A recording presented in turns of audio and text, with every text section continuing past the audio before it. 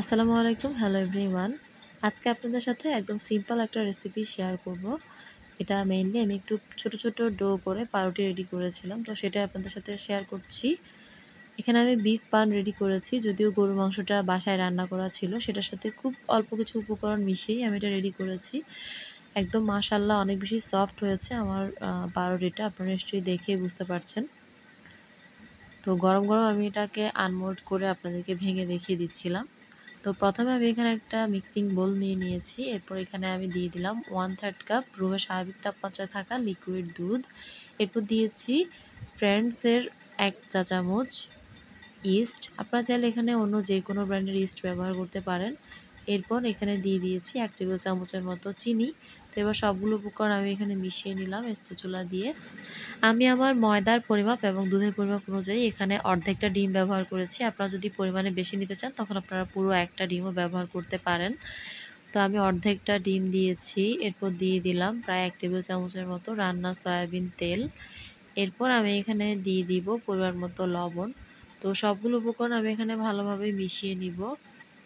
তো সবগুলো উপকরণ এদিকে মিশিয়ে নিচ্ছি। এর আগে থেকেই কিন্তু আমি এখানে 1 কাপ এবং 1/3 কাপ ময়দা আলাদা করে মেপে নিয়েছিলাম। তো প্রথমে 1 কাপ দিয়ে দিয়েছি, দিয়ে ভালোভাবে মিশিয়ে নিচ্ছি।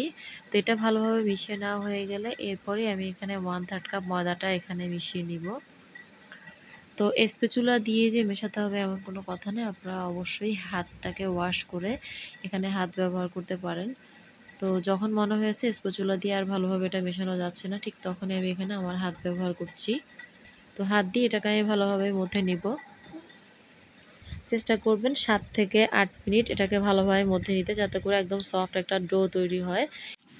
ডোটা পারফেক্টলি হয়েছে কিনা সেটা আপনারা বুঝবেন যখন দেখবেন বাটি থেকে এটা গা ছেড়ে দিয়েছে এবং আপনার হাতেও ডোয়ের কোনো অংশ লেগে নেই।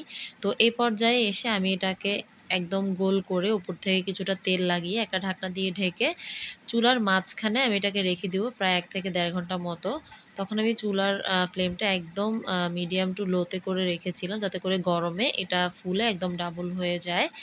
তো আমি এখানে 1 থেকে 1.5 ঘন্টা পর ফিরে এসেছি, আপনারা নিশ্চয়ই দেখতেই পেয়েছেন এটা ফুলে একদম ডাবল হয়ে গিয়েছিল। তো এটাকে আমি আরেকটু মলে নিয়েছি, মলে এটার ভেতরের বাতাসটা বের করে দিলাম।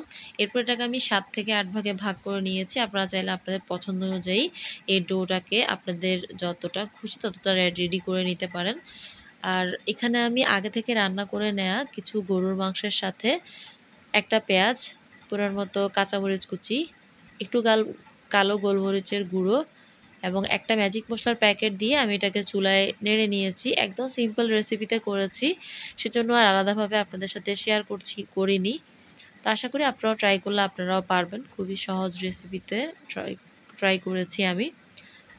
তো আমি এই যে কোনো বেলাবেলি ঝামেলা ছাড়াই হাতের সাহায্যেই সবগুলো ব্রেড এখানে রেডি করে নিয়েছি। তো এখানে আমি কিছু ডিমের সাদা অংশ রেখেছিলাম, তো সেটাকে আমি উপর থেকে ব্রাশ করে দিচ্ছি। আপনাদের কাছে যদি ডিমের হলুদ অংশটা অ্যাভেলেবেল থাকে তাহলে আপনারা সেটাই উপর থেকে ব্রাশ করে দিবেন।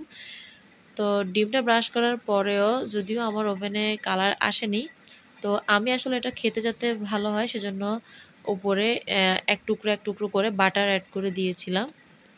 আপনারা চাইলে এটা না দিলেও চলবে, তবে দিলে এটা খেতে অনেক বেশি ভালো লাগবে। তো সবগুলো ব্রেডের উপরে আমি এভাবে এক টুকরো ছোট ছোট কিউব করে কেটে নেওয়া বাটার দিয়ে দিচ্ছি। তো বাটার দিয়ে দেওয়া হয়ে গেলে এরপর আমি এখানে কেচির সাহায্যে একটা ডিজাইন তৈরি করে নেওয়া ট্রাই করছিলাম, যাতে করে এটা দেখতে ভালো লাগে। যদিও ব্রেডটা বেক হওয়ার পরে এই ডিজাইনটা আর দেখা যায়নি, তারপরেও যাতে দেখতে সুন্দর লাগে সেজন্য আমি উপর থেকে এভাবে একটু ডিজাইন করে দেওয়ার ট্রাই করেছি। আপনারা চাইলে আপনাদের পছন্দ মতো আপনারা এটাকে ডেকোর করে নিতে পারেন। তো আমি ওভেনে 180 ডিগ্রি প্রিহিটেড ওভেনে এটাকে 12 মিনিটের জন্য বেক হতে দিয়েছিলাম। দেখেন মাশাআল্লাহ আমার ব্রেডগুলো কতটা সফট এবং পারফেক্ট হয়েছে। তো উপর থেকে যেহেতু কোনো কালার আসেনি সেজন্য আমি এটাকে চুলায় একটু সেঁকা দিয়ে নিয়েছিলাম।